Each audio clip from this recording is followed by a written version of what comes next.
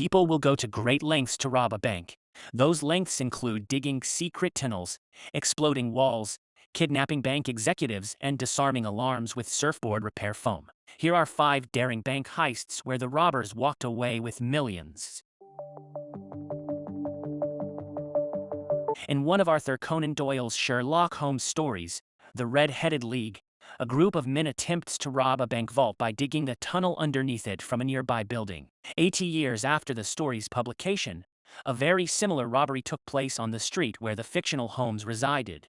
In 1971, a group of robbers rented out a ground-floor store near the Baker Street branch of Lloyds Bank in London. The group had discovered that the bank had a vault full of safe deposit boxes and that the vault's alarm sensors on its floor had been turned off due to nearby road work, triggering false alarms.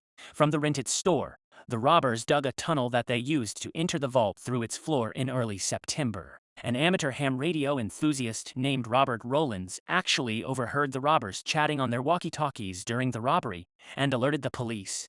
The police checked the vault door at the Baker Street branch while the robbers were inside.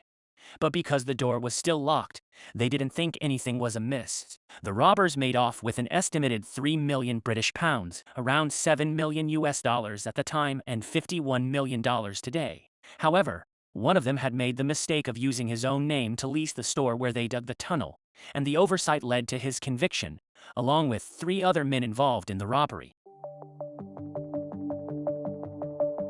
On March 24, 1972, a group of robbers broke into the United California Bank in Laguna Niguel, based on a tip that President Richard Nixon had stashed some $30 million in illegal campaign funds there. The robbers, who flew in from Ohio, made off with an estimated $12 million, making it the largest U.S. bank heist at the time. Rumor had it that the $30 million had actually been a bribe from Jimmy Hoffa, former president of the International Brotherhood of Teamsters. The robbery team was led by Emile Dincio, who recruited his nephew, brother, brother-in-law and 2 other men to carry out the heist. Nixon was not one of our favorite people to begin with, recalled Harry Barber, Dincio's nephew who participated in the heist, to the Daily Beast in 2019. We were told that Nixon was hiding some money, so we figured he couldn't cry to nobody. Who's he going to cry to? He stole it himself. The 6-man team disabled the bank's alarm system by spraying the inside of the main alarm with a surfboard repair foam. They used dynamite to blow a hole in the roof of the bank on a Friday, and spent the whole weekend going through the vault. The FBI eventually tracked down the robbers, but it's still unclear whether the money they stole was actually part of Nixon's secret stash. On the Sunday before Christmas in 2004, a group of masked robbers arrived at the homes of 2 bank executives in Northern Ireland. The executives, Chris Ward and Kevin McMullen, both worked at the headquarters of Northern Bank in Belfast. The robbers took the families of both men hostage and threatened to kill them if Ward and McMullen didn't help the robbers steal from the bank. The next day, Ward and McMullen arrived at work as though nothing had happened, per the kidnappers' demands. That evening, after the bank closed, Ward and McMullen opened the vault for the kidnappers, who made off with an estimated 26.5 million British pounds. About 42.5 million US dollars at the time. Seemingly without evidence, police officers blamed the robbery on the IRA, the Irish paramilitary organization that opposes British rule. These accusations put a strain on the ongoing Northern Ireland peace process within the United Kingdom.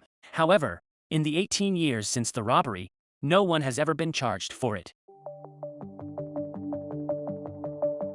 In January 1976, amid the chaos of the Lebanese Civil War, a group of robbers staged the largest ever theft of safe deposit boxes, according to the Guinness World Records. The target was the British Bank of the Middle East in Beirut.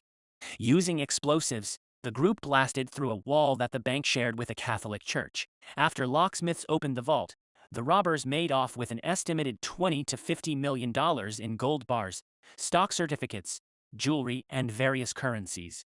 Although British and U.S. media have alleged that the robbers had some connection to the Palestine Liberation Organization, no one has ever been charged in this heist.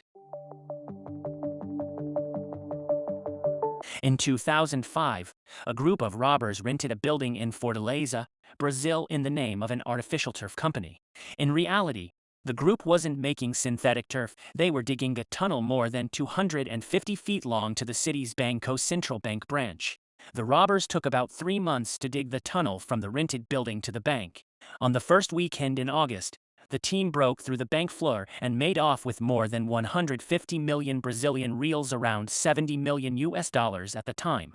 It wasn't until Monday that employees at the bank realized the theft had occurred. 2 months later, the supposed leader of the robbery, 26-year-old Luis Fernando Ribeiro, was kidnapped and held for ransom.